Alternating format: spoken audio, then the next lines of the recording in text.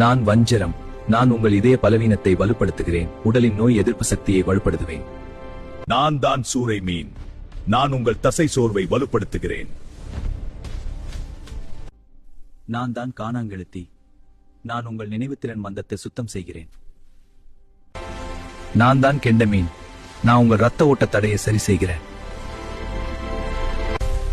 நான் தான் கொடுவா மீன். நான் உங்கள் எலும்பு பலவீனத்தை வலுப்படுத்துகிறேன். நான் தான் அயிலை மீன். நான் உங்கள் பார்வை மங்கலை சுத்தம் செய்கிறேன். நான் தான் நெத்திலி மீன்.